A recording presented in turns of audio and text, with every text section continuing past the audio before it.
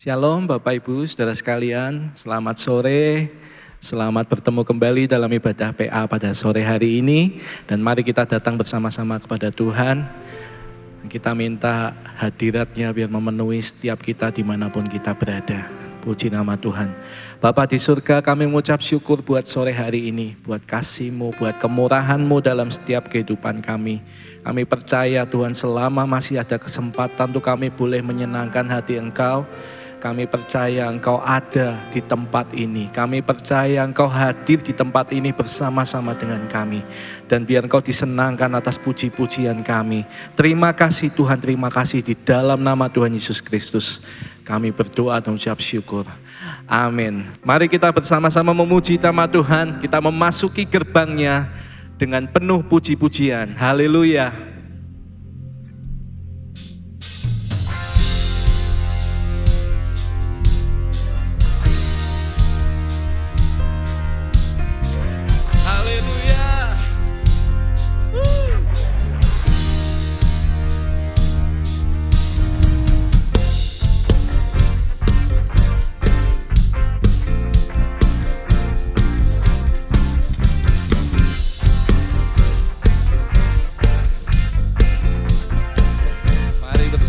Katakan, ku masuki gerbangnya Tuhan dengan hati yang bersyukur.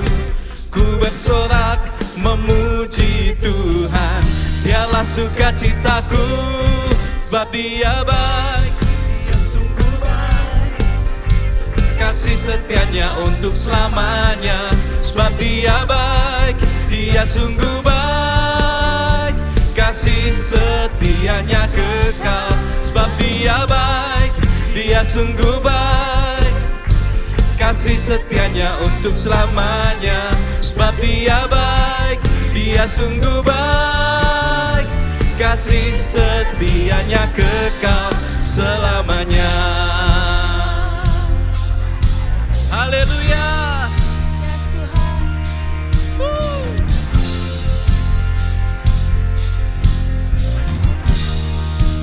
Mari bersama nyanyikan.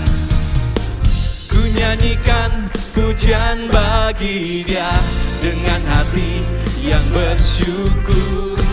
Ku rasakan kebaikannya di sepanjang hidupku, sebab Dia baik, Dia sungguh baik.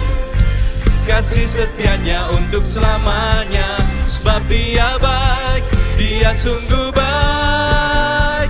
Kasih setianya kekal, sebab Dia baik, Dia sungguh baik. Kasih setianya untuk selamanya, sebab Dia baik, Dia sungguh baik.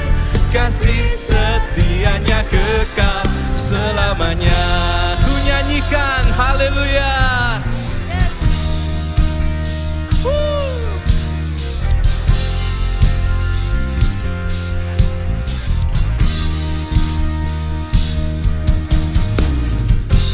Nyanyikan pujian bagi Dia dengan hati yang bersyukur. Ku rasakan kebaikannya di sepanjang hidupku, sebab Dia baik, Dia sungguh baik. Kasih setianya untuk selamanya, sebab Dia baik, Dia sungguh baik. Kasih setianya kekal, sebab Dia baik, Dia sungguh baik. Kasih setianya untuk selamanya, sebab Dia baik, Dia sungguh baik. Kasih setianya kekal, kasihnya tak pernah berubah, dulu, sekarang, dan selamanya. Terpujilah Tuhan, terpujilah Yesus, terpujilah Tuhan, terpujilah Yesus, terpujilah Tuhan, terpujilah Yesus. Sebab Dia baik, Dia sungguh baik. kasih setianya untuk selamanya.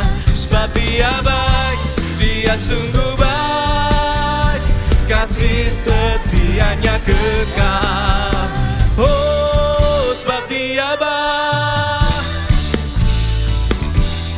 kasih setianya untuk selamanya. Sebab Dia baik, Dia sungguh baik, kasih setianya kekal. Sebab Dia baik, Dia sungguh baik, kasih setianya untuk selamanya. Sebab Dia baik, Dia sungguh baik, kasih setianya kekal. Kasih setianya kekal, kasih setianya kekal selamanya. Haleluya.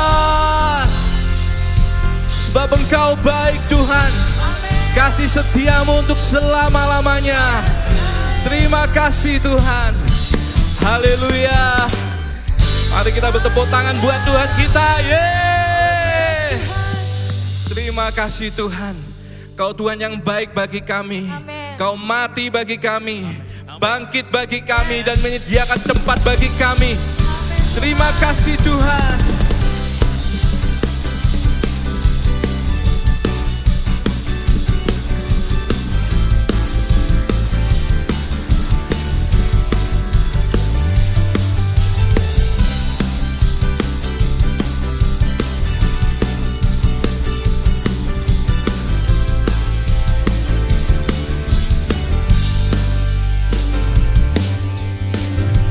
Bersama, Dia mati bagiku, Dia bangkit bagiku. Dia Tuhan Allah penyelamatku, kuasa maut dipatahkan, hidupku dipulihkan. Dia Tuhan Allah kemenanganku.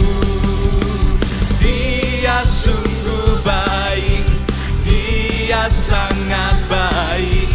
Yesus, Dia baik bagiku.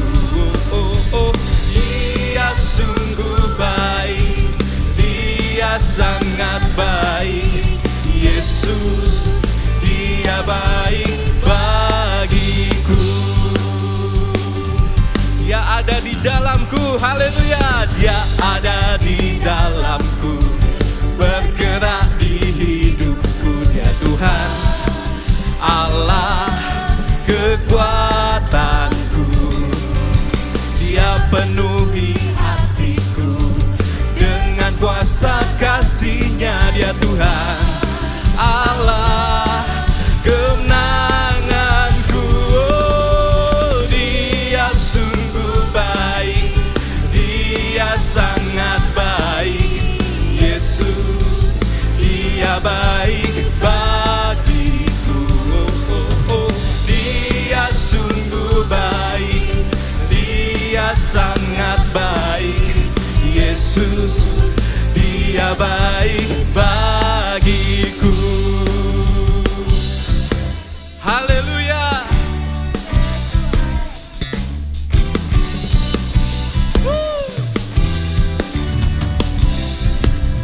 Mari katakan, He is so good to you. Haleluya. He is so good to you. He is so good to me.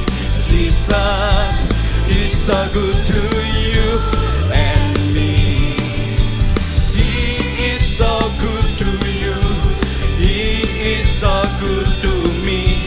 Jesus is so good to you and me.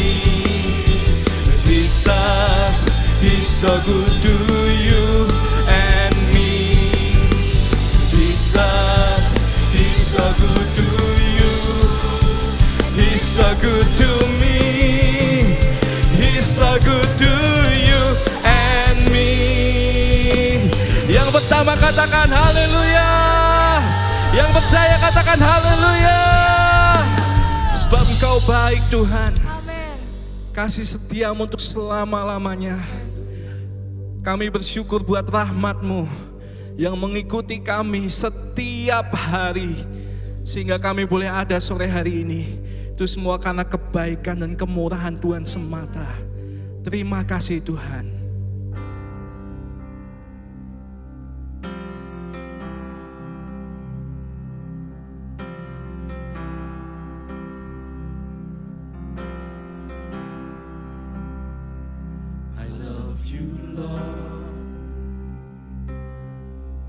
Your mercy never fails me.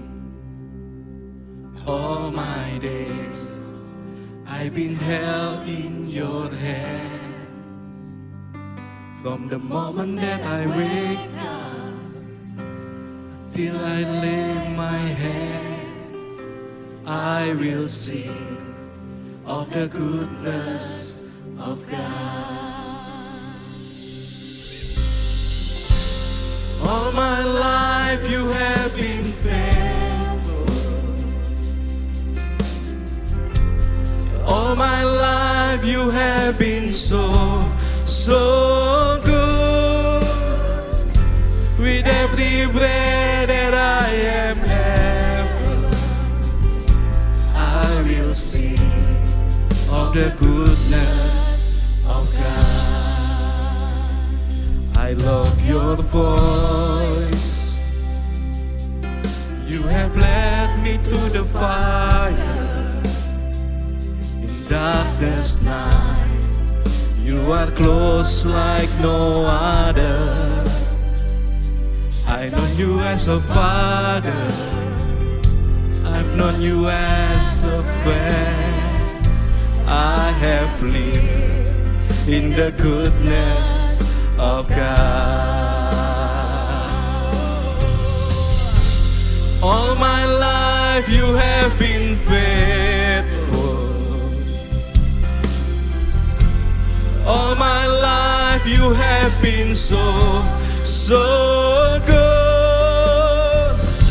With every breath that I am able, I will sing of the goodness of God. All my life you have been faithful. All my life you have been so good. With every breath that I am able, I will sing of the goodness of God. Your goodness is running after, it's running after me. Your goodness is running after, it's running after me. With my life laid down, I'm surrendered now.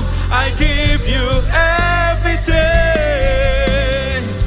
Your goodness is running after, it's running after me.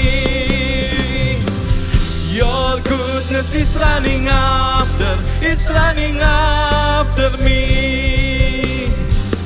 Your goodness is running after, it's running after me. With my life laid down, I'm surrendered now. I give you everything. Your goodness is running after, it's running after me. All my life you have been faithful. All my life you have been so good. With every breath that I am able, I will sing of the goodness of God. All my life you have been faithful. All my life you have been so good. With every breath that I am able, I will sing the goodness of God. All my life, You have been faithful. panjang hidup kami Engkau setia Tuhan. All my life You have been so Engkau begitu baik dan sangat baik buat setiap kami. I will sing of the goodness of God. I will sing of the goodness of God. I will sing of the goodness of God.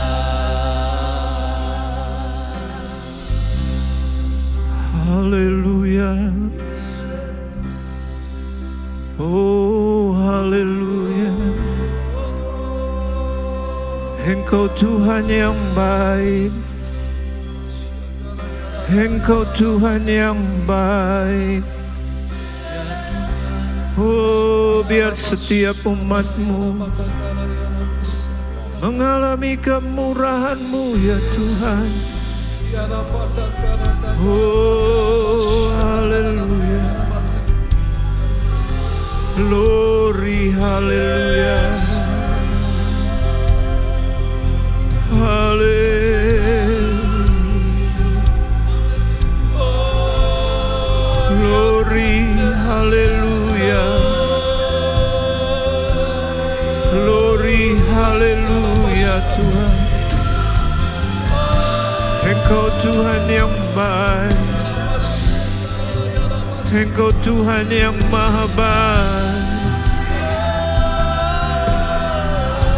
Glory haleluya. Oh, kami menyembah-Mu Tuhan.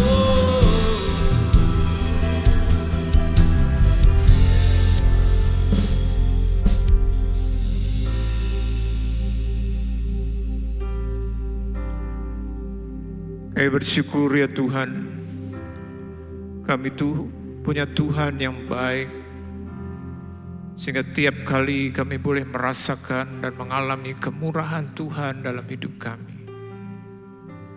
Biar ini membuat kami selalu hidup dengan tanda pujian dan penyembahan kepada Tuhan.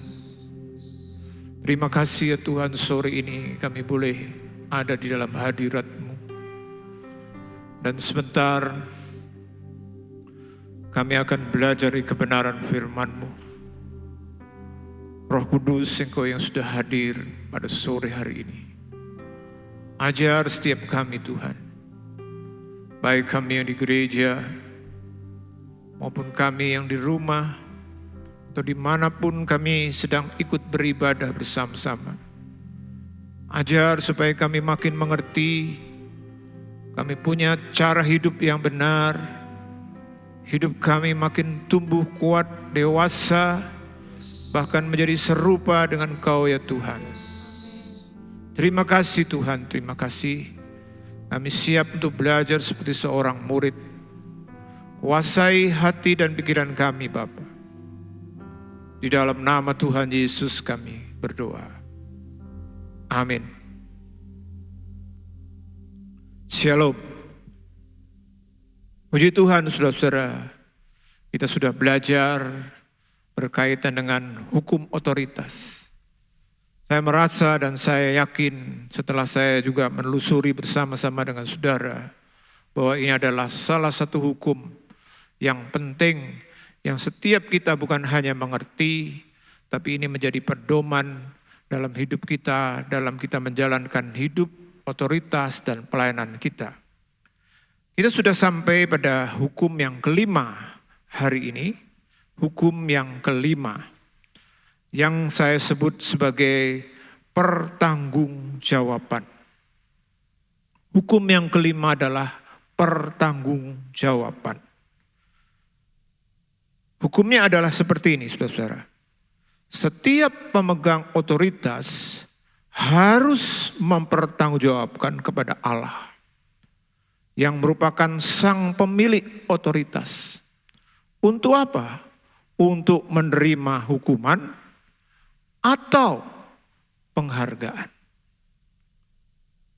Kita harus mengerti sebagai orang-orang yang dipercaya dengan otoritas dalam setiap bidang hidup kita, baik itu berkaitan dengan pribadi, pernikahan, keluarga, gereja, pekerjaan, pemerintahan. Setiap kita harus mengerti bahwa kita harus mempertanggungjawabkan ini kepada Tuhan. Kalau kita baca di dalam Yudas 1 ayat yang ke-6 dikatakan, Dan bahwa ia menahan malaikat-malaikat yang tidak taat pada batas-batas kekuatan mereka, tetapi yang meninggalkan tempat kediaman mereka dengan belenggu abadi di dalam dunia kekelaman sampai penghakiman pada hari besar. ya, kita baca di dalam Yudas pasal 1, bagaimana para malaikat yang pada dasarnya diciptakan sebagai makhluk yang sempurna, yang kudus, yang tidak berdosa. Tetapi karena mereka melanggar dikatakan tidak taat pada batas-batas kekuasaan mereka. Kita sudah belajar ini berkaitan dengan batas-batas otoritas.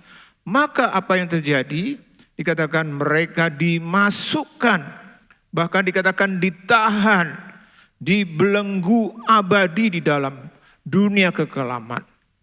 Dan ini diteguhkan kalau kita baca dalam 2 Petrus 2 ayat yang keempat dikatakan, Sebab jikalau Allah tidak menyayangkan malaikat-malaikat yang berbuat dosa, tetapi melemparkan mereka ke dalam neraka, dan dengan demikian menyerahkannya ke dalam gua-gua yang gelap untuk menyimpan mereka sampai hari penghakiman. ya. Bahkan di dalam surat Petrus dikatakan karena mereka melanggar otoritas, karena mereka berbuat dosa, dikatakan mereka dilemparkan ke dalam neraka. Nah, kalau kita baca di dalam bahasa aslinya, kata dipakai untuk neraka dalam 2 Petrus 2 ayat 4 itu dipakai kata Tartarus. Ini dari kata Tartaros. Apa itu Tartarus atau Tartaros? Memang di dalam dunia Yunani pada waktu itu ada mitos, saudara, bahwa Tartarus berdasarkan mitologi Yunani itu adalah tempat penahanan para titan, yaitu raksasa yang setengah ilahi dan setengah manusia karena mereka melanggar aturan-aturan. Dan istilah ini dipakai dalam kaitannya dengan yang tadi kita baca berkaitan dengan tempat penghukuman dari malaikat-malaikat yang jatuh. Kita semua tahu saudara-saudara, di dalam dunia orang mati itu sering disebut Seol atau dalam bahasa Yunani disebut Hades. Nah, di dalam Seol atau Hades ini terbagi 2 kamar atau 2 tempat. Yang pertama yang disebut dengan Firdaus, itu adalah untuk orang benar yang meninggal. Kemudian neraka atau yang disebut dengan Tartarus tadi untuk orang jahat. Nah, saya mencoba sedikit menjelaskan supaya kita mengerti gambarannya. Yang disebut dengan Seol atau Hades itu seperti ini, satu dunia orang mati, kemudian dibagi menjadi 2, yaitu yang disebut dengan untuk orang benar, itu dalam Lukas 23 disebut dengan Parades atau Firdaus. Lalu bawahnya ini yang juga sering disebut dengan Seol itu adalah Tartarus, adalah tempat penghukuman yang juga dimasuki oleh orang kaya yang mati kalau kita baca dan pelajari tentang Lazarus dan orang kaya yang mati. Nah, di dalam kedua tempat ini, tadi kita baca dikatakan para malaikat yang melanggar otoritas, mereka dimasukkan ke dalam Tartarus. Ini bukan neraka yang sesungguhnya, karena nanti pada waktu setelah kerajaan 1000 tahun, di mana dikatakan semua yang mati dan mereka tidak benar, mereka akan bangkit dan mereka akan menghadap tahta putih, tahta pengadilan Allah. Setelah itu mereka akan masuk yang namanya neraka kekal selama-lamanya. Tapi sekarang ini orang-orang mati yang tidak percaya sudah merasakan sengsaranya neraka meskipun belum secara utuh karena belum ada yang namanya tubuh. Nah, saudara lihat di sini, pada waktu malaikat-malaikat Tuhan jatuh karena mereka melanggar otoritas, Tuhan menghukum mereka masuk ke dalam hukuman neraka, Tartarus. Saudara yang dikasih Tuhan, artinya apa? Artinya ini meneguhkan seperti tadi saya katakan di dalam hukum yang kelima, bahwa otoritas itu perlu dipertanggungjawabkan. Kalau kita melanggar, dikatakan tadi bahkan malaikat pun itu dihukum sampai hukum yang sedemikian rupa. Dan kalau kita membaca dalam Alkitab, kita menemukan tentang perumpamaan talenta dalam Matius 25. Di mana ada yang dapat 5, ada yang dapat 2, ada yang dapat 1. Dan mereka semua harus mempertanggungjawabkan talenta mereka. Yang di dalamnya ada yang namanya unsur otoritas. Dan ternyata yang dapat 1 tidak mengembangkan. Apa yang terjadi waktu yang dapat 1 itu tidak mengembangkan?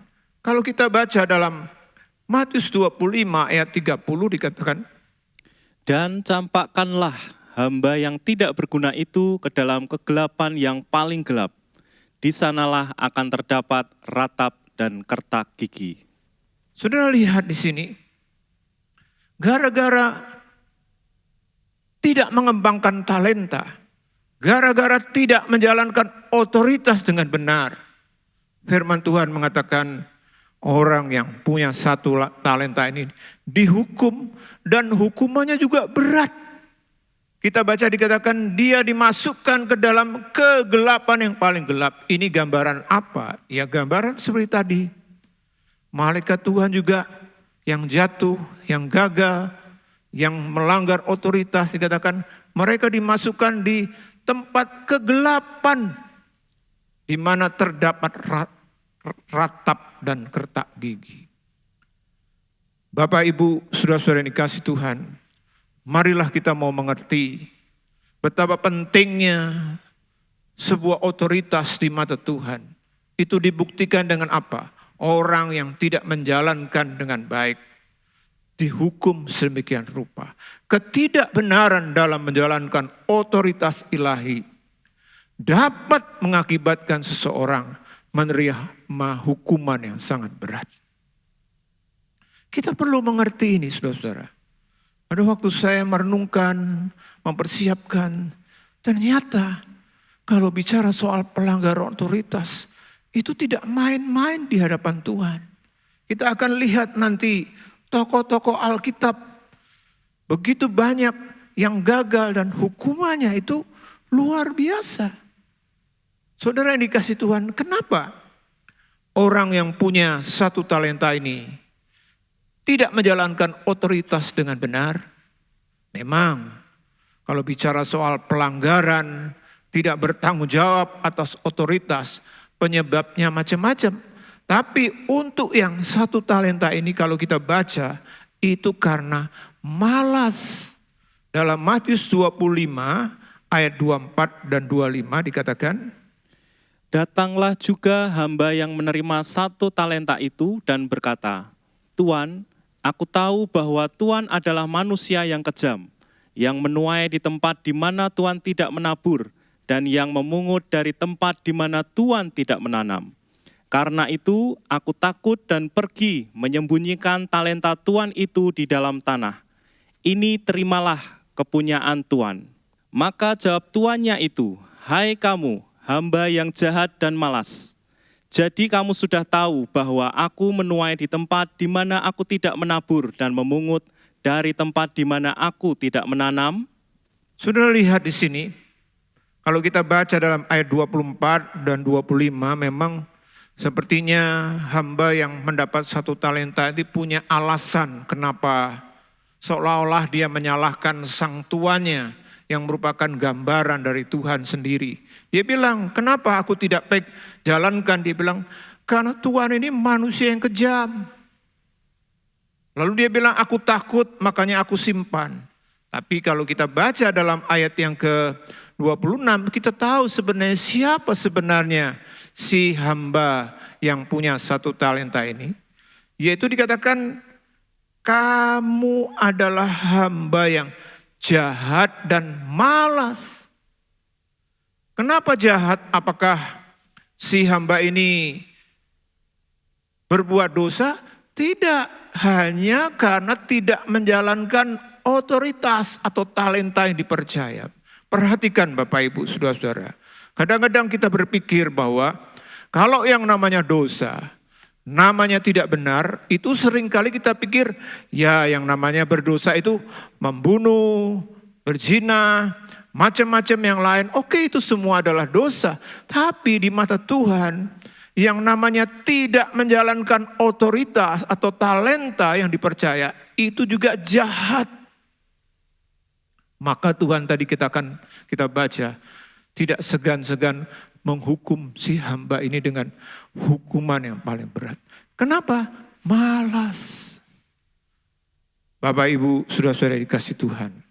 Ayo, kita sebagai anak Tuhan, kalau kita sudah diselamatkan, setiap kita itu diciptakan dengan fungsi yang baru untuk melakukan pekerjaan baik dalam Efesus pasal 2 ayat 10. Kenapa? Artinya apa? Kita dipercaya. Dan tentunya satu hari kita harus mempertanggungjawabkan. Kalau kita benar, maka kita akan mendapat penghargaan. Tapi kalau kita tidak melakukan, seperti halnya dengan orang yang punya 1 talenta ini, dikatakan jahat. Alasannya apa? Malas. Nah ini saudara-saudara, kita tidak boleh menjadi orang Kristen yang malas. Seperti halnya dengan secara duniawi. Kalau Bapak Ibu ingin sukses dalam pekerjaan, karir, mana ada orang yang namanya malas, tidak mau kerja, tidak mau melakukan sesuatu, bisa berhasil. Tidak ada yang namanya hukum sukses seperti itu. Harus kerja, rajin. Kita juga sebagai orang Kristen, kita harus rajin, kita harus kerja. Supaya apa? Pada waktu kita menghadap tahta pengadilan Tuhan, pada waktu kita mempertanggungjawabkan apa yang Tuhan sudah percayakan kepada kita, maka kita dianggap layak untuk mendapat penghargaan. Saudara, kita baca juga kalau kita ingat dalam surat Yudas, ada yang namanya Korah. Korah juga melawan Musa.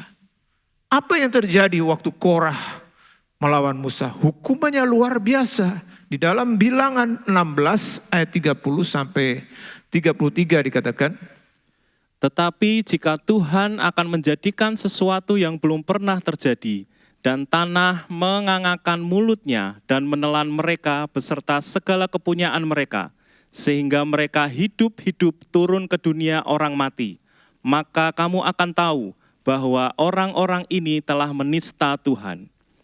Baru saja ia selesai mengucapkan segala perkataan itu, maka terbelahlah tanah yang di bawah mereka, dan bumi membuka mulutnya dan menelan mereka dengan seisi rumahnya, dan dengan semua orang yang ada pada Korah, dan dengan segala harta milik mereka.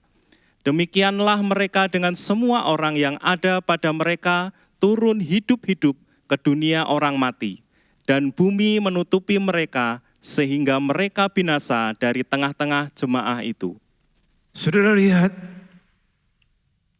waktu Korah, Datan dan Abiram bersama dengan para pemimpin lain yang memberontak, mereka bukan hanya dihukum biasa. Bahkan dikatakan, dan ini tentunya hampir tidak pernah terjadi, bagaimana mereka hidup-hidup tanah terbelah, tidak tahu itu cara gimana, mungkin tiba-tiba gempa bumi. Tapi cara Tuhan membelah, akhirnya dikatakan mereka semua masuk bersama-sama, hidup-hidup. Ini hukuman yang begitu luar biasa, saudara-saudara.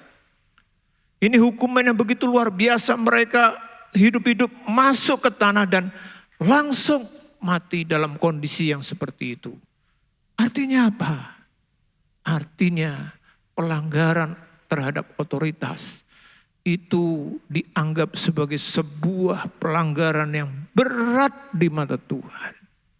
Maka mereka dihukum secara luar biasa. Kenapa? Kalau tadi hamba yang punya satu talenta tidak menjalankan dengan benar karena malas. Korah dan kawan-kawan mereka melanggar otoritas karena tidak puas. Mereka terutama Korah ini sebenarnya kelompok Lewi, artinya sudah mendapat hak untuk bisa melayani Tuhan. Tapi rupanya, nah itulah harus kita akui sifat dasar manusia yang berdosa itu apa? Serakah, pengen lebih. Sudah dapat yang baik, pengen lebih lagi. Makanya tidak heran Tuhan berkata dalam 1 Timotius 6 bahwa akar dari segala kejahatan itu apa? Cinta uang. Keserakahan membuat orang menjadi kadang-kadang terobos batas-batas seperti yang terjadi dengan Korah dan teman-temannya ini, saudara-saudara.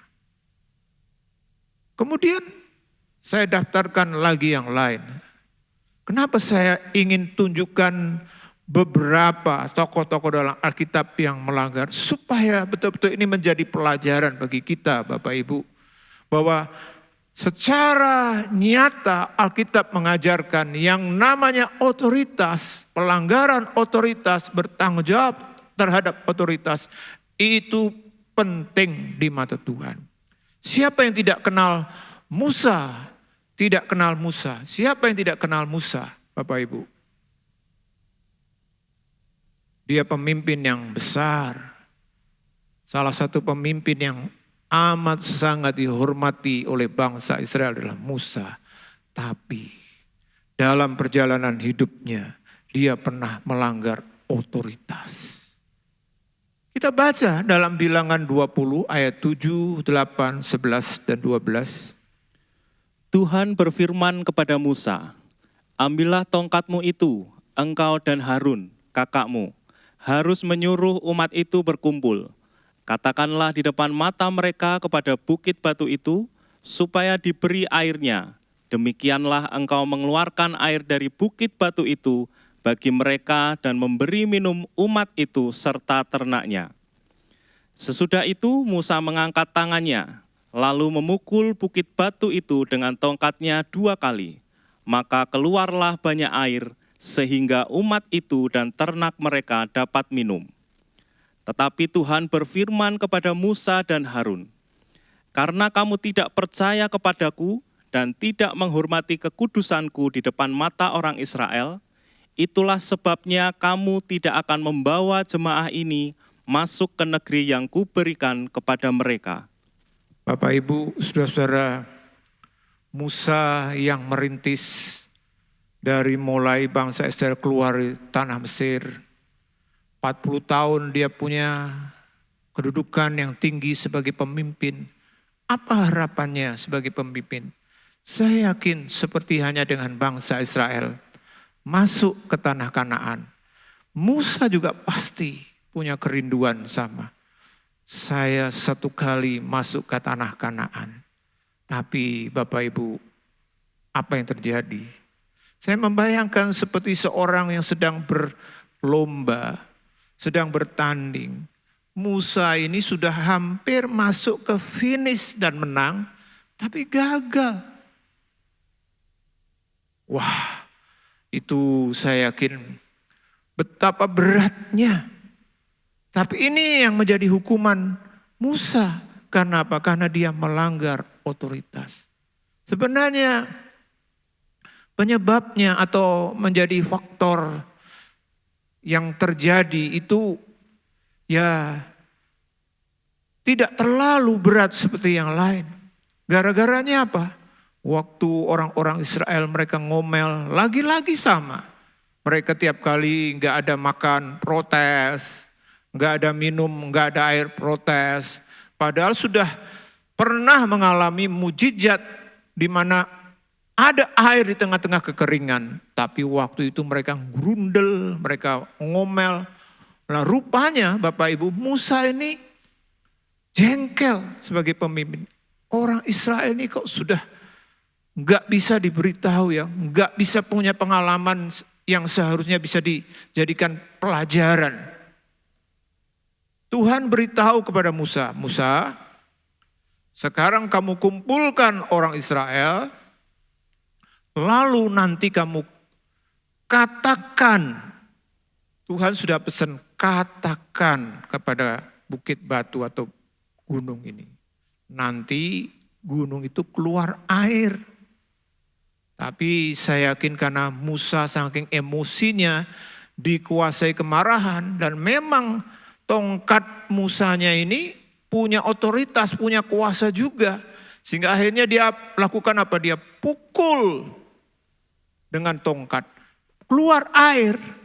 Tapi Tuhan marah. Dia bilang, Musa, kamu tidak percaya kepadaku. Artinya kamu tidak menghargai. Bahkan dikatakan tidak menghormati kekudusan.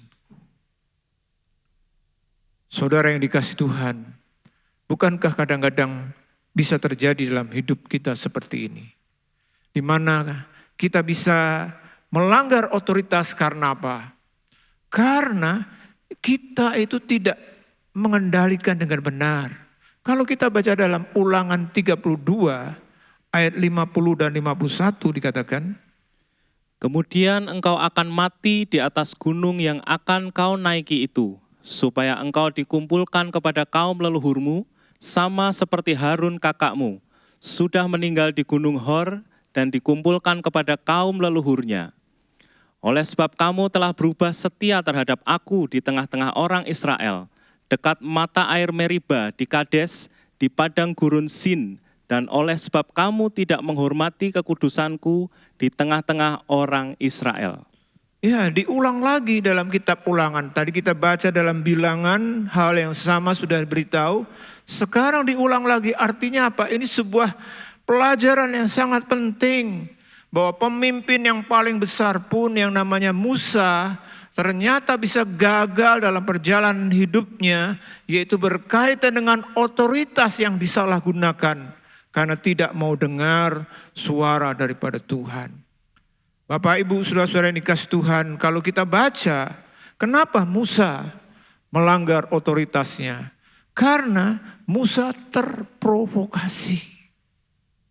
Dalam Bilangan 20 ayat 10 dan 11 dikatakan, Ketika Musa dan Harun telah mengumpulkan jemaah itu di depan bukit batu itu, berkatalah ia kepada mereka, Dengarlah kepadaku, hai orang-orang durhaka, apakah kami harus mengeluarkan air bagimu dari bukit batu ini? Sesudah itu Musa mengangkat tangannya, lalu memukul bukit batu itu dengan tongkatnya 2 kali, maka keluarlah banyak air, sehingga umat itu dan ternak mereka dapat minum. ya, saudara, kenapa Musa melanggar otoritas? Karena dia terprovokasi. Orang-orang Israel protes, mereka protes. Seperti halnya kalau sekarang masyarakat ingin menyampaikan ketidaksetujuan, minta dirubah, diganti berkaitan dengan undang-undang atau yang lain. Mereka melakukan apa? Demonstrasi, ya kan, mendatangi kantor ini, kantor itulah, atau mungkin sampai ke presiden. Nah kadang-kadang demonstrasi itu membuat, ya karena namanya massa, itu bisa juga berperilaku yang melebihi batas-batas aturan demonstrasi yang benar. Faktanya demikian, kadang-kadang sampai terjadi kerusuhan, lalu ada ini pembakaran itu. Musa waktu itu didemo oleh bangsa Israel. Minta air. Rupanya Musa walaupun dia disebut sebagai pemimpin atau manusia yang paling lemah lembut dan sabar. Tapi waktu itu dia kehilangan kesabaran. Sehingga dia lupa. Sehingga dia emosi, dia pukul batunya itu. Salah dia. Bapak Ibu, kita juga perlu hati-hati. Kadang-kadang kesalahan orang lain itu bisa menyebabkan kita ikut juga salah. Kalau kita belajar Alkitab, misalnya berkaitan dengan Nuh. Nuh waktu dia setelah selesai air bah, dia menanam anggur salah satunya. Kemudian dia satu kali dia minum anggur sampai mabuk. Ini perbuatan yang salah bukan? Orang tua mabuk sampai lupa. Nah waktu itu anaknya Ham melihat. Sebenarnya Ham tidak salah pada awalnya. Tapi gara-gara melihat Nuh yang seperti itu, dia menertawakan. Dia mempermalukan. Akhirnya apa yang terjadi? Ham juga ikut salah sampai Nuh harus mengutuk. Memang yang dikutuk adalah keturunannya. Saudara yang dikasih Tuhan, kadang-kadang kesalahan orang lain itu bisa memprovokasi kita, membuat kita ikut salah. Maka kita perlu juga hati-hati. Emosi lingkungan membuat kita juga ikut emosi. Kita perlu belajar mengendalikan diri dengan benar supaya kita tidak terjebak pada kesalahan. Kita juga belajar dari seorang tokoh yang dipilih Tuhan sebenarnya sangat luar biasa. Siapa dia? Raja Saul. Raja Saul ini adalah orang yang dipilih Tuhan. Sebelum Daud punya kriteria yang begitu baik, makanya dipilih. Tapi ternyata belum terlalu lama menjabat, Saul sudah diputuskan oleh Tuhan melalui Samuel, copot dari kedudukan raja. Kenapa? Kadang-kadang sebagai manusia saya merenung, kalau dibandingkan Saul dan Daud, kedua tokoh ini sama-sama sebenarnya pernah berbuat dosa atau melanggar, hidup tidak benar. Bahkan dari kacamata kita manusia, saya menilai kalau buat saya, Daud sebenarnya dosanya jauh lebih berat dari Saul. Kenapa? Daud berzina dengan Betseba, istrinya orang. Saul nggak pernah. Lalu lagi Uria atau suaminya Betseba dibunuh dengan cara-cara yang betul-betul tidak masuk akal sebagai bawahan. Ini dosa yang besar bukan? Tapi Daud tidak sampai dicopot. Kenapa Saul dicopot? Karena dia melanggar otoritas. Ini pelanggaran yang berat di mata Tuhan. Dalam 1 Samuel 13 ayat 8 sampai 10 dikatakan, Ia menunggu 7 hari lamanya sampai waktu yang ditentukan Samuel. Tetapi ketika Samuel tidak datang ke Gilgal, mulailah rakyat itu berserak-serak meninggalkan dia. Sebab itu Saul berkata, "Bawalah kepadaku korban bakaran dan korban keselamatan itu." Lalu ia mempersembahkan korban bakaran. Baru saja ia habis mempersembahkan korban bakaran, maka tampaklah Samuel datang. Saul pergi menyongsongnya untuk memberi salam kepadanya. Saudara lihat, waktu yang lalu kita sudah belajar tentang batas. Bahwa otoritas itu punya batas. Baik batas atas yang hubungannya dengan pemimpin atau dengan Tuhan. Atau sebatas bawah hubungannya dengan bawahan orang yang kita pimpin. Atau batas samping, artinya apa? Setiap orang punya otoritas, itu ada batasnya. Kita juga sudah belajar bahwa dalam perjanjian lama, raja itu tidak boleh merangkap imam yang menjalankan ibadah. Raja bisa merangkap sebagai nabi seperti Daud. Atau nabi bisa merangkap sebagai imam seperti Samuel. Tapi raja tidak boleh merangkap sebagai imam yang memberikan persembahan atau memimpin ibadah di bait Allah. Ini sudah tegas jelas garisnya. Tapi Saul waktu itu alasannya dia bilang, karena rakyat berserak-serak, akhirnya dia ambil alih tugas Samuel. Dia mempersembahkan korban. Akhirnya kalau kita baca, saudara-saudara, gara-gara ini Saul dicopot. Samuel berkata, kamu sudah tidak akan lagi menjadi raja. Tuhan akan pilih yang lain yang lebih baik. Saudara yang dikasih Tuhan, kenapa Saul bisa seperti itu? Kalau kita baca dalam 1 Samuel pasal 13 ayat 11 dikatakan, Tetapi kata Samuel, apa yang telah kau perbuat? Jawab Saul, karena aku melihat rakyat itu berserak-serak meninggalkan aku, dan engkau tidak datang pada waktu yang telah ditentukan, padahal orang Filistin telah berkumpul di Mikmas.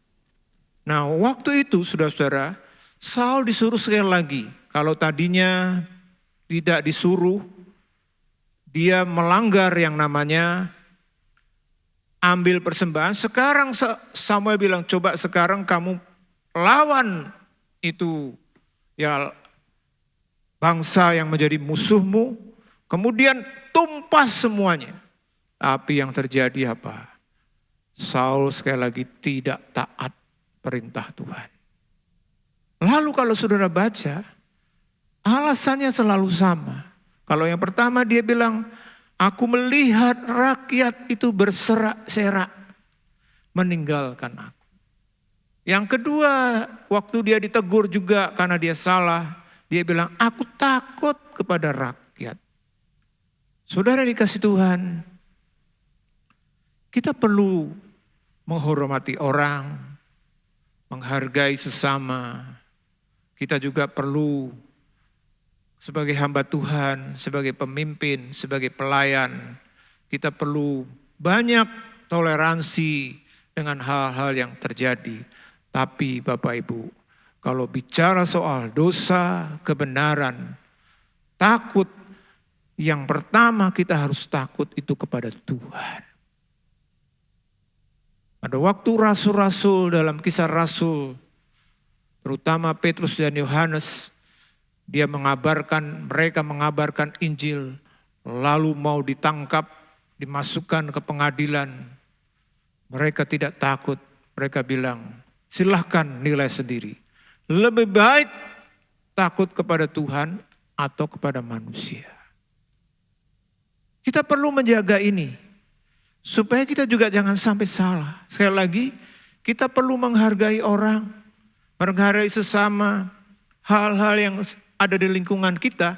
Tapi kalau sudah mengajak kita, membawa kita untuk kita harus memilih antara Tuhan dan yang lain, kita harus tetap menjadikan Tuhan itu patokan kita. Kita jangan sampai seperti Saul.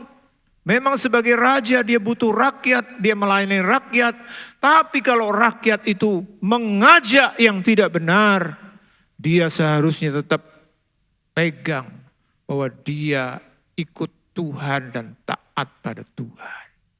Tapi yang terjadi tidak. Bapak Ibu, saudara-saudara dikasih Tuhan, kita perlu belajar.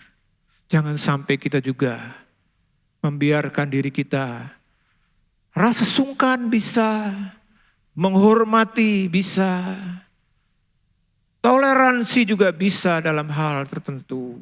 Tapi kalau ada kaitan dengan Tuhan, kita harus jadikan Tuhan itu nomor satu.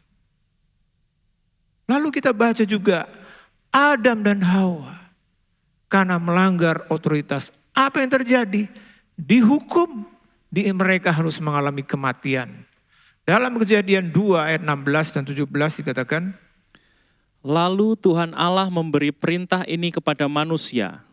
Semua pohon dalam taman ini boleh kau makan buahnya dengan bebas. Tetapi pohon pengetahuan tentang yang baik dan yang jahat itu, janganlah kau makan buahnya, sebab pada hari engkau memakannya, pastilah engkau mati. ya, waktu Adam diciptakan, dia diberi otoritas untuk mengatur dunia.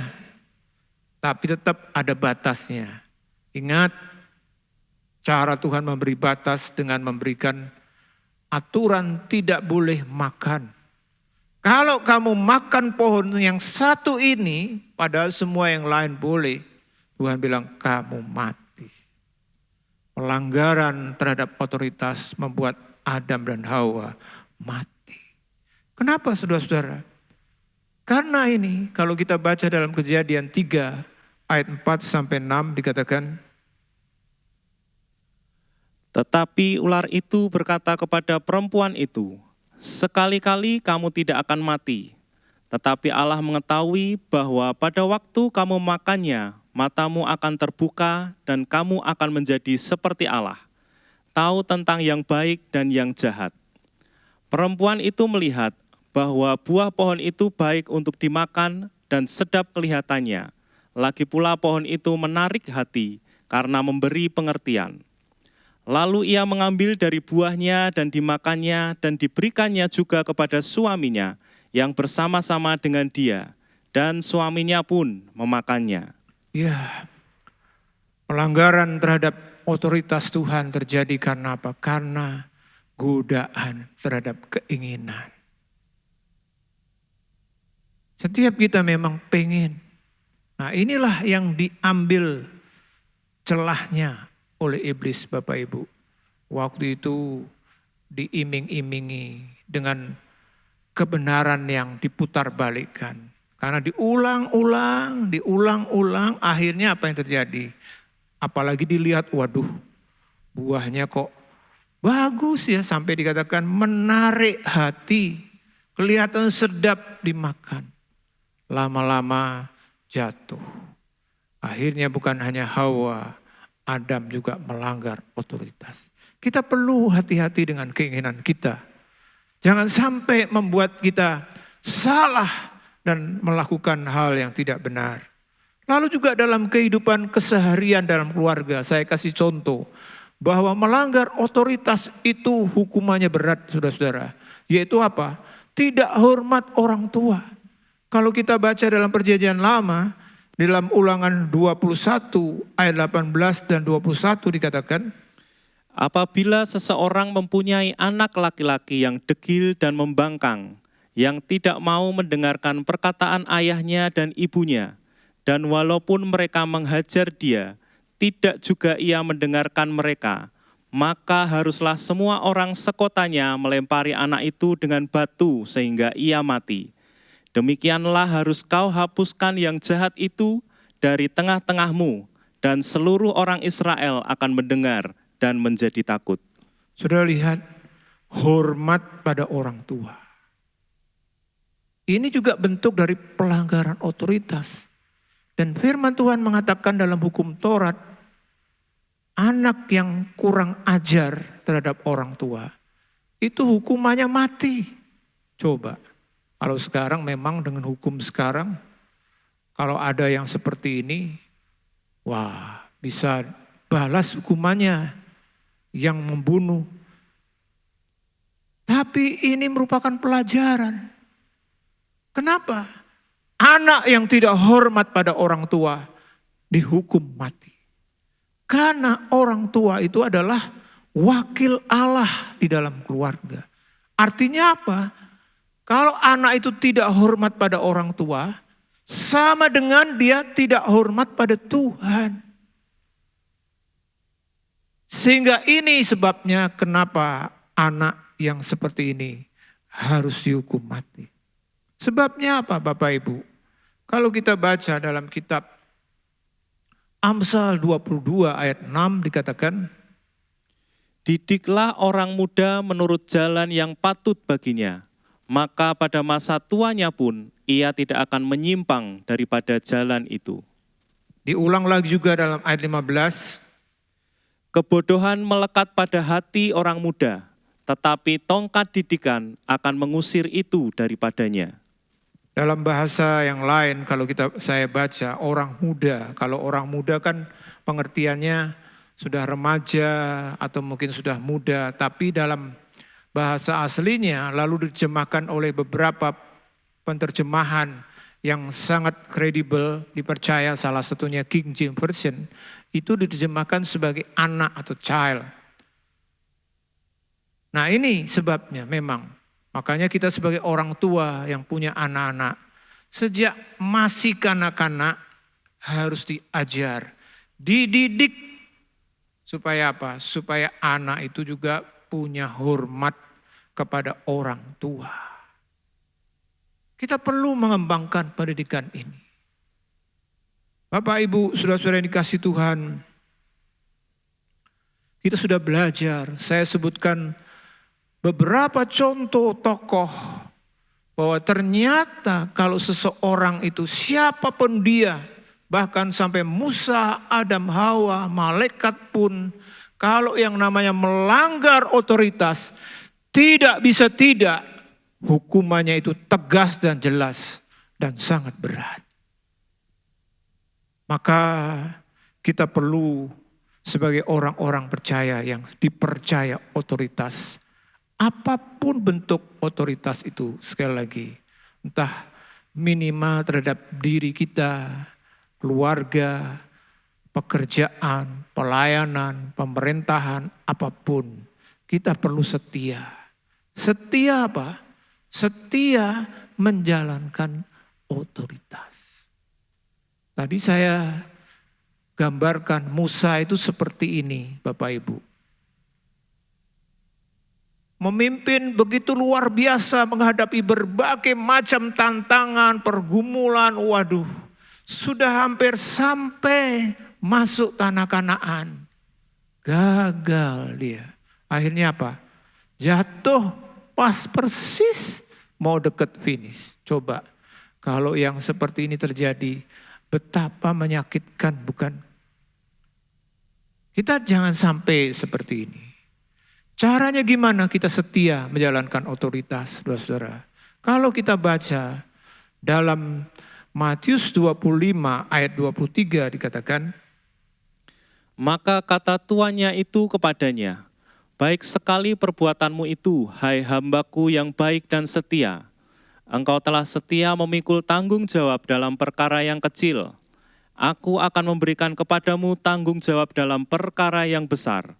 Masuklah dan turutlah dalam kebahagiaan Tuanmu. lalu dijelaskan dengan cara yang sedikit berbeda dalam Lukas 19 ayat 17. Katanya kepada orang itu, baik sekali perbuatanmu itu, hai hamba yang baik. Engkau telah setia dalam perkara kecil. Karena itu terimalah kekuasaan atas 10 kota. Ya, kita harus setia, baik dan setia. Dan kalau kita belajar Alkitab, Bapak Ibu, apa yang dimaksud dengan setia? Bukan seperti ini, saudara-saudara. Bukan seperti ini. Ini kan seperti hamba yang dapat 1 talenta, lalu sampai akhir tetap 1 talenta. Ini bukan kesetiaan yang Tuhan maksud. Kadang-kadang mungkin ada orang atau jemaat berkata, Pak, 50 tahun lalu saya itu jemaat loh Pak. Bahkan mungkin dia bisa bilang duduknya tetap di situ Pak. Lalu sekarang 50 tahun kemudian saya juga jemaat dan tetap di situ. Satu tetap satu. Itu bukan kesetiaan yang Tuhan inginkan. Tidak. Bukan kebaikan dan kesetiaan yang Tuhan inginkan kepada kita. Kita bukan seperti itu. 1 tambah 0, 1. Kelihatannya, lo lihat talentaku kan utuh. Tapi bukan seperti itu ini maksud. Bukan hanya sekedar dulu seperti itu, sekarang seperti itu. Kita harus seperti yang 2, yaitu apa? Ini, seperti ini saudara-saudara. Ini namanya setia. Dikasih 2, lalu akhirnya dia dapat 2, jadi 4. Atau seperti yang satunya, dia dikasih 5, lalu dia kelola, dia kembangkan, dapat 5, akhirnya 10. Itu kesetiaan yang Tuhan mau. Artinya apa? Setiap kita harus berkembang. Makanya kalau kita baca dalam Alkitab, kita menemukan kita harus berbuah, bahkan berbuah itu lebat. Ayo Bapak Ibu saudara-saudara, saya dorong setiap jemaat Tuhan yang mengikuti PA ini. Coba kita evaluasi diri kita masing-masing. Sudahkah kita menjadi orang-orang Kristen yang setia? Lalu kita bilang, oh iya Pak saya setia. Dulu saya seperti ini, sekarang seperti ini. Dulu ke gereja, sekarang ke gereja. Titik, itu bukan setia. Setia artinya apa? Bukan masalah saudara dan saya punya berapa tadinya atau dipercaya berapa. Sebenarnya masalah terbesarnya bukan karena yang satu punya satu, tidak. Dia tidak mempersoalkan, dia tidak bilang, kenapa saya simpan? Tuhan tidak adil. Yang lain temanku dikasih 2, yang satu 4, saya cuma dapat 1. Enggak, dia tidak mempersoalkan itu.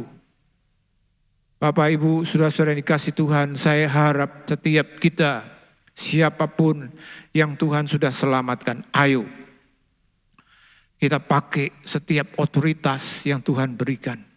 Talenta, otoritas di bidang apapun, di bidang pelayanan, pekerjaan, kalau kita bekerja dimanapun kita kerja, di pendidikan, di media atau apapun, coba kembangkan supaya yang tadinya 1 jadi 2, yang 2 jadi 4, yang 5 jadi 10, itu yang namanya kesetiaan.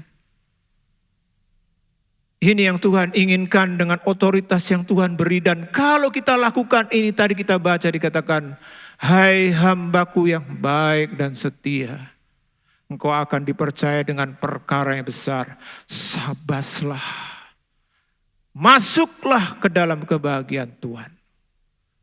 Bisakah kita memiliki status seperti ini Bapak Ibu dalam hidup kita, siapapun kita? Tuhan ingin kita terus meningkat, kita terus bertambah, itu yang namanya hidup. Coba, sebuah pohon hidup apakah tadinya 10 cm, tahun depan 10 cm, itu artinya bonsai. Kalau untuk bisnis memang bagus, tapi saya kira tidak. Secara alamiah, pohon yang tadinya segini, tahun depan bisa segini, 5 tahun akhirnya berbuah lebat. Itu yang namanya hidup. Kecuali dia mati. Kita juga demikian. Bapak Ibu, kita sudah belajar 5 hukum yang luar biasa. Saya tunjukkan sebagai ringkasan bagian pertama. Sebelum kita masuk 5 yang kemudian, saya mulai belajar ternyata ada hal-hal yang luar biasa juga. Kita sudah belajar, kalau saya bisa ringkaskan seperti ini Bapak Ibu, supaya kita ingat. Hukum pertama, itu poinnya tentang milik. Hukum kedua, otoritas, itu tentang tujuan. Hukum ketiga tentang otoritas itu berkaitan dengan kuasa.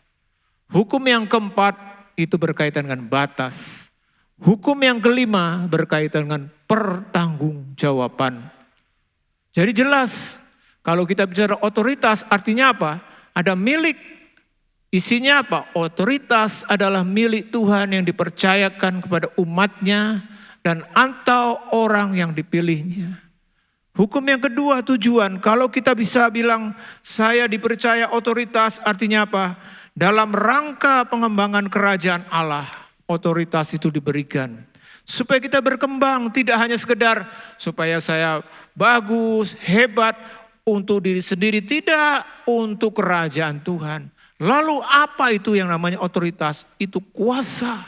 Makanya dikatakan Otoritas adalah hak, wewenang, kuasa, dan jalur berkat dari Allah melalui orang yang dipilih dan ditetapkannya. Setiap kita punya kuasa, minimal terhadap diri kita, terhadap orang di sekitar kita, kita punya kuasa, kita punya pengaruh. Lalu kalau bicara otoritas itu ada batasnya. Dikatakan otoritas memiliki batas-batas sesuai dengan jabatan dan fungsi dari orang yang dipercayakan otoritas. Kita ingat, kita bukan manusia super yang boleh semua hal kita ambil. Tuhan selalu mendesain dalam setiap kaitannya dengan pelayanan. Itu sebuah tim. Kita perlu menghargai batas, baik batas atas, samping maupun bawah. Lalu hari ini kita sudah belajar bahwa pada dasarnya otoritas itu adalah milik Tuhan. Artinya kita harus kembalikan. Makanya kita bertanggung jawab kepada Tuhan. Kalau benar Tuhan hargai, tapi kalau salah dihukum, bahkan hukumannya sangat berat. Maka marilah kita membuat komitmen. Kalau bicara soal komitmen untuk hukum pertama, apa yang perlu kita lakukan? Kita perlu, saya katakan kalau kita baca dalam 1 Petrus 5 ayat 6 dikatakan, Karena itu rendahkanlah dirimu di bawah tangan Tuhan yang kuat, supaya kamu ditinggikannya pada waktunya. ya, untuk hukum pertama yang perlu kita lakukan sebagai komitmen untuk yakin bahwa otoritas itu milik Tuhan. Apa? Hormat dan tunduk.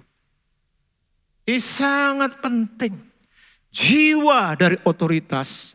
Setiap orang yang punya otoritas harus punya jiwa yang hormat dan tunduk. Karena apa? Karena setiap kita itu bukan top. Mungkin kita di dunia adalah orang yang paling top. Presidenkah kalau di pemerintahan? Kalau di perusahaan mungkin presiden direktur kah? Kalau di jemaat mungkin kita adalah gembala sidang kah? Atau mungkin dalam keluarga kita adalah ayah, suami kah? Tapi tetap kita harus ingat dalam hukum otoritas kita punya otoritas yang lebih tinggi. Makanya kalau seorang tidak punya rasa hormat dan tunduk, dia juga akan kehilangan garis otoritasnya. Kita perlu belajar. Tiap kali hormat, tunduk. Jaga ini. Lalu hukum yang kedua, komitmen kita apa saudara-saudara? Kalau kita baca dalam Matius 6 ayat 33 dikatakan, Tetapi carilah dahulu kerajaan Allah dan kebenarannya, maka semuanya itu akan ditambahkan kepadamu. ya. Untuk hukum kedua, apa komitmen kita supaya kita betul-betul hidup otoritas dengan benar? Kita harus menjadikan kerajaan itu prioritas. Dimanapun Tuhan tempatkan kita, di gereja, di pekerjaan, dalam keluarga, pemerintahan, atau apapun, mari kita ingat kerajaan Tuhan harus kita nyatakan. Nilai-nilainya, kuasanya, kemuliaannya, kehendaknya itu harus kita nyatakan. Baik kita sebagai pelayan-pelayan ingat, kita harus ingat bahwa kita mengembangkan kerajaan Tuhan. Maka tidak secara kebetulan visi gereja kita adalah kerajaan Tuhan. Supaya setiap kita, mulai dari jemaat, pelayan, pemimpin, kita harus ingat kita itu melakukan semuanya demi kerajaan, untuk kerajaan, bagi kerajaan Tuhan.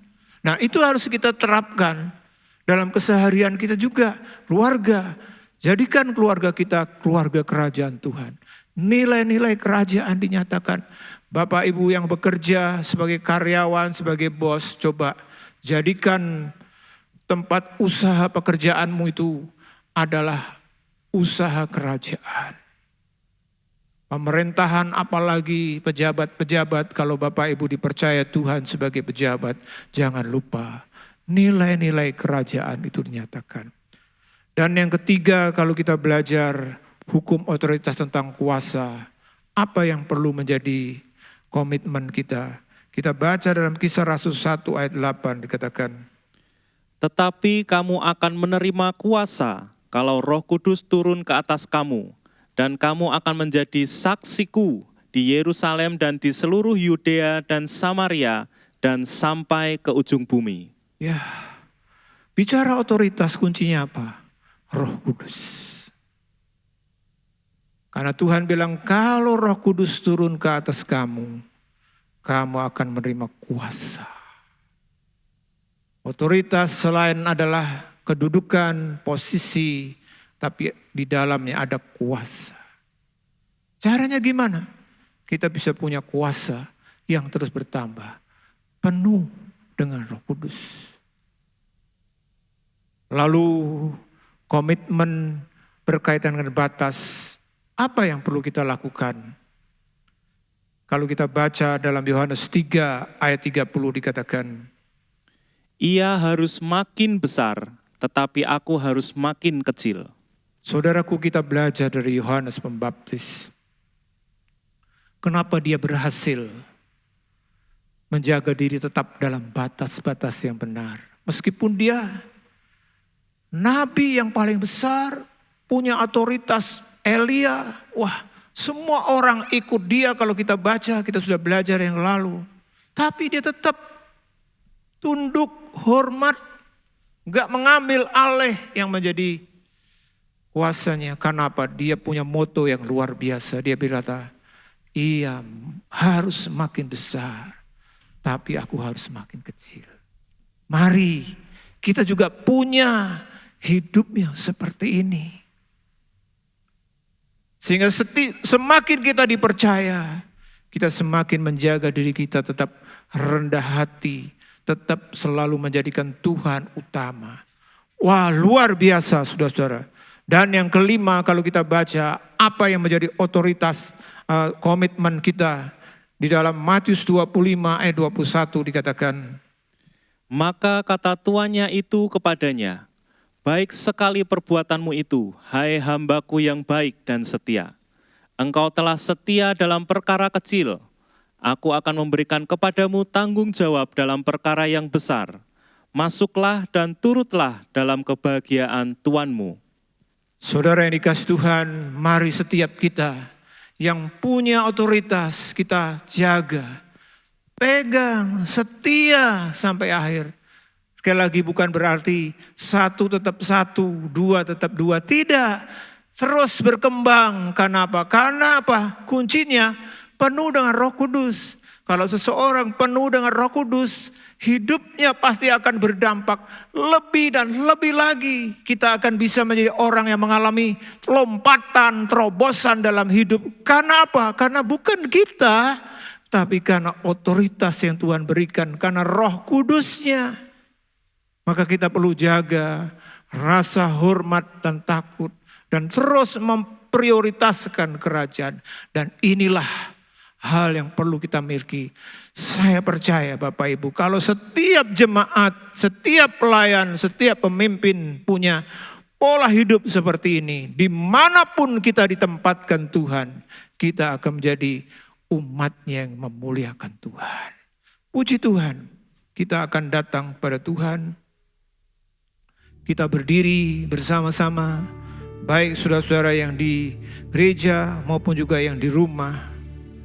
Kita akan menyanyikan nyanyian Roh-Mu yang hidup, penuhiku, mengalir dalamku. Roh-Mu yang hidup, penuhiku, mengalir dalamku. Mengalir dalamku, Jiwaku tenang, jiwaku tenang bersamamu dalam naunganmu. Roh-Mu yang hidup, Roh-Mu yang hidup, penuhiku, mengalir dalamku. Oh haleluya.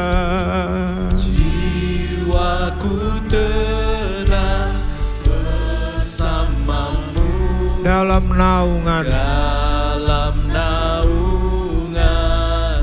Ku buka hati, Buka hati tu jamahanmu, berserah penuh di hadiratmu.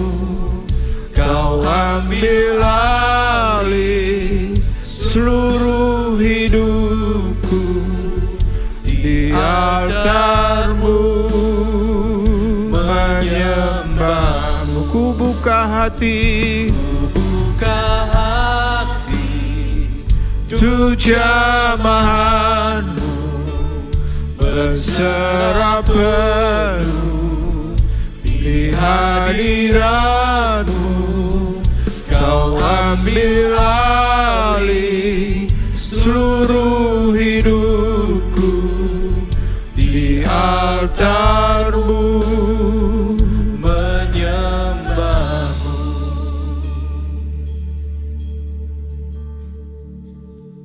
Bapak, Ibu, saudara-saudara yang dikasihi Tuhan,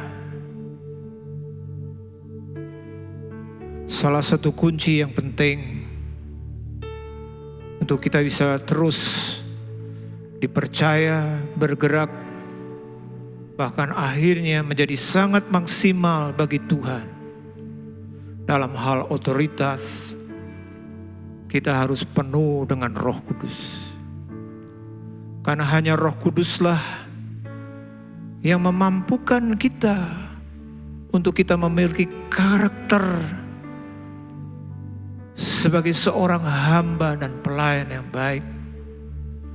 Roh Kuduslah yang memampukan kita untuk kita berkarya dengan kuasa, dengan kemuliaan. Mari malam ini juga dalam rangka doa kepenuhan Roh Kudus, kita minta kepada Tuhan, baik kita yang di gereja maupun di rumah, kalau kita ingin menjadi orang-orang yang setia, artinya bukan hanya satu dan tetap satu, tapi satu menjadi dua, dua menjadi 4, 5 menjadi 10. Minta Roh Kudusnya supaya Dia selalu memenuhi kita. Saya ajak Bapak Ibu dimanapun kita berada, kita nyanyikan nyanyian ini dengan kesungguhan, dengan kita mengangkat tangan kita kepada Tuhan dan Roh Kudusnya. Kita berkata, Roh-Mu yang hidup penuhiku. Haleluya. Ya Roh Kudus, datang Roh Kudus. Dimanapun kami berada, datangi kami Roh Kudus. Oh haleluya. Bersamamu Oh haleluya. dalam naunganmu. Roh-Mu yang hidup. Amin. Roh Kudus, lawat kami Roh Kudus malam ini, baik yang di gereja maupun yang di rumah, yang sedang mengangkat tangan. Oh haleluya. Jiwaku tenang Oh haleluya. bersamamu Oh rapalabalabas. dalam naunganmu. Ku buka hati, buka hati. Untuk jamahanmu, Minta jamahannya. serah penuh Ya Tuhan, di hadiratmu. Kau ambil alih seluruh hidupku di altarmu, menyembahmu. Ku buka hati, Buka hati minta dengan sungguh-sungguh. jamahan, Angkat tanganmu, berserah penuh. di hadirat. Ya Tuhan, Kau ambil penuhi kami. seluruh hidupku di altarmu, menyembahmu. Kita sembah di Altarmu, menyembahmu. di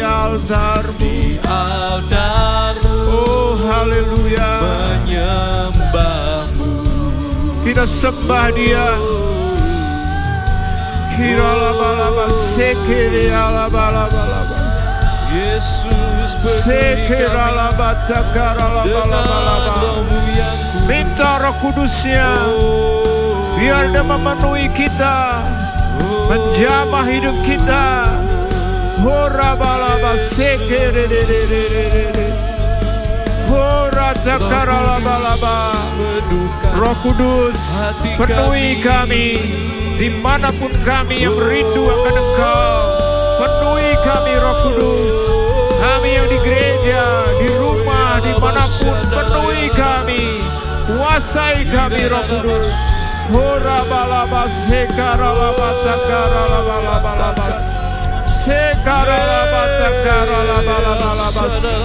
Hodakaralabalaba. Sekaralabalaba. Horatakaralabalaba. Satakaralabalaba.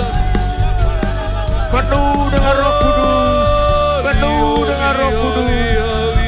Horabalaba sekaralabalaba. Horabatakaralabalaba. Horatakaralabalaba. Horatakaralaba sekaralabalaba. Penuh dengan Roh Kudus. Mulai dengan berbahasa-bahasa yang baru. Tuhan, ya Tuhan. Horabatakaralabalaba sekiririririri. Kiralabalabalabalabalabalaba. Sekaralabalabalabalabalabalaba. Sekaralabalabalabalabalabalaba. Sekaralabalabalabalabalabalaba.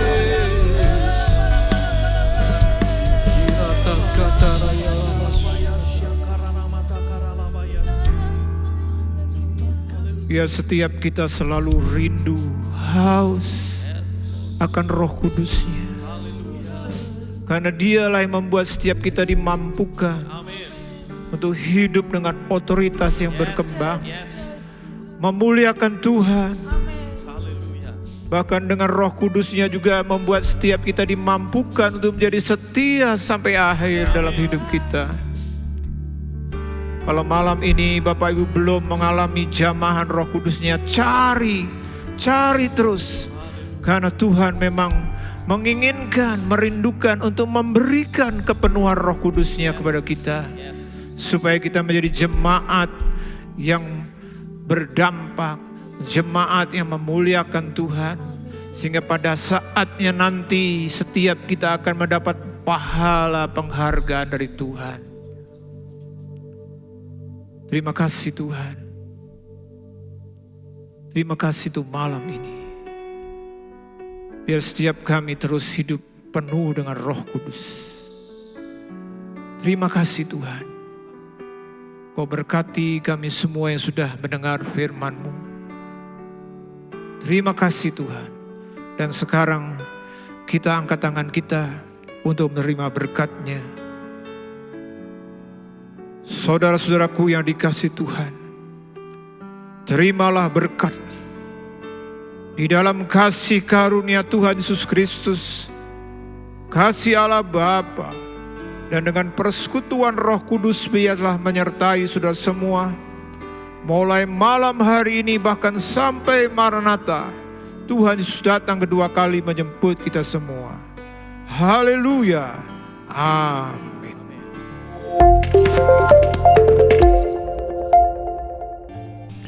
GPT Kristus Alpha Omega Temiang Taba, Kalimantan Barat merupakan salah satu cabang dari GPT Kristus Alpha Omega Semarang yang berada di bawah binaan Badan Misi Apostolik GPT Kristus Alpha Omega Semarang. Gereja ini terletak di Jalan Raya Utama yang juga merupakan jalan raya lintas negara Indonesia-Malaysia. Dilayani oleh Pendeta Johannes Pasang dan PDP Darlina sejak tahun 2015 sampai sekarang. Jemaat yang dilayani terdiri dari suku Dayak. Jumlah jemaat yang dilayani adalah sebanyak 43 KK dengan jumlah jiwa dewasa 75 jiwa, pemuda sebanyak 15 jiwa, dan anak sekolah minggu 35 jiwa. Yang sudah dibaptis selam sebanyak lebih dari 80 jiwa. Gedung gereja yang ditempati saat ini sedang direnovasi dan masih terus disempurnakan untuk pemasangan plafon gereja dan lainnya. Adapun kegiatan ibadah yang dilakukan di GPT Kristus Alpha Omega Temiang Taba adalah ibadah raya umum, ibadah pemuda, ibadah rumah tangga, ibadah sekolah minggu. Dukung kami di dalam doa, dana, dan upaya agar pembangunan gedung gereja dapat selesai dengan sempurna. Tuhan Yesus memberkati. Hai Inspiration People, jangan lupa untuk mengikuti iGen Online Service setiap Sabtu jam 5 sore di YouTube channel Generasi Inspirasi. God bless. Penyaluran kolekte maupun persembahan lainnya dapat dilakukan melalui transfer ke nomor rekening gereja dengan nomor 009 707 2071 atas nama Megawati dan Lee Irwande atau dengan scan QR Code berikut ini. Bagi jemaat Tuhan yang rindu mendapatkan informasi seputar kegiatan gereja, renungan harian, dan lain-lain melalui WhatsApp gereja, Anda dapat mendaftar dengan cara ketik BC spasi on dan mengirimkan ke WA gereja dengan nomor 0815 7802 2000. Untuk mengikuti ibadah offline di gereja, jemaat dapat mendaftarkan diri di link berikut ini. Silakan mengisi data diri dan mengikuti protokol yang sudah ditentukan.